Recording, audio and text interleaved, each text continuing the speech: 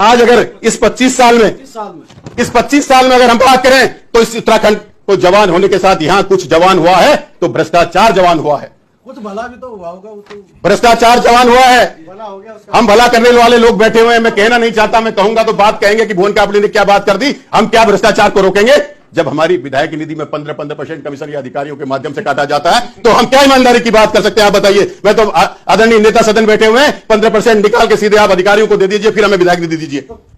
मैं आपसे सब जानते हैं, मैं आपसे कहना चाहता हूं अध्यक्ष जी, इन 15 सालों में कुछ जवान हुआ है तो महिलाओं पे अपराध जवान हुआ है इस प्रदेश में। इन 25 सालों में अगर कुछ जवान हुआ है तो किसानों में कर्जा जवान हुआ है। इन 25 सालों में पहाड़ के खेतों में वो जानवर जवान हुए हैं जो खेती को खत्म करते हैं, पहाड़ पे खेती नहीं हो पा रही है। इन 25 सालों में प्रदेश में रोजगार को बेचने वाले अपराधी जवान हुए हैं। इस उत्तराखंड में उन आंदोलनकारी जो आज भी हमारे खटिया में 253 है, उसी ग्राउंड में है जिस ग्राउंड में 800 लोग हुए हैं, उसमें से 3 लोग तो स्वर्ग सिधार गए, उनको अधिकार नहीं मिल पा रहा है। मैं आपसे कहना चाहता हूं, ये बहुत मैं कड़वे शब्द बोल रहा हूं लेकिन ये सच्चाई है, और जब तक हम सच्चाई नहीं स्वीकारेंगे तब तक इस प्रदेश का भला नहीं होने वाला, ये प्रदेश आगे नहीं जाने वाला। आज कल ही की घटना है, प्रोटोकॉल मंत्री जी से मैं कह रहा था कि अधिकारी किसी भी जनप्रतिनिधि की बात को सुनने को तैयार नहीं है, फोन उठाने को तैयार नहीं है।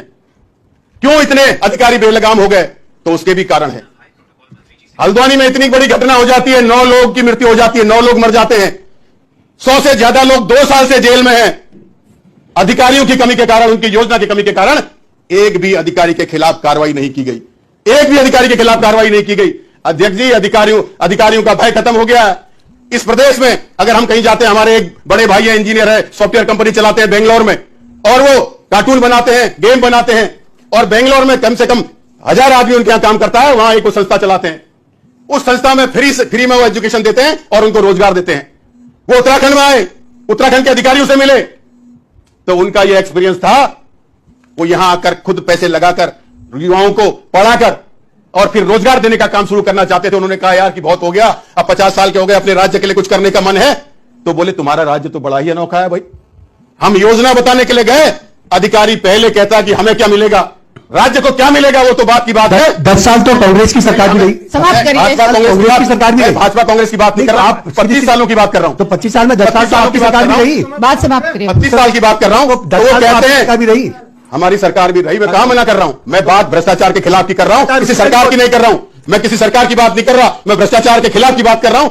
जो हावी होती है नौकरशाही है, जो भ्रष्ट नौकरशाही है, उसमें लगाम लगाने की बात कर रहा हूं। मैं किसी सरकार की बात नहीं कर रहा हूं। आज राज्य की रजत जयंती के अवसर पर ये सत्र बुलाया गया है। इस सत्र में हमें वो बात करनी चाहिए दलगत राजनीति से ऊपर उठकर कि हम राज्य को आगे ले जा सके, हम राज्य को आगे ले जा सकें। अभी न कुछ अच्छे काम भी तो हुए हैं ना, उनका तो एक जिक्र नहीं किया आपने, कहीं पूरे भाषण में एक अच्छे काम का जिक्र किया तो आप बता दीजिए।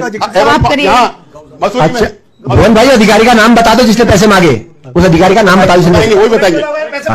मसूरी इतने दावे के साथ सदन में बोल रहे हैं तो बताना चाहिए दिक्कत क्या है।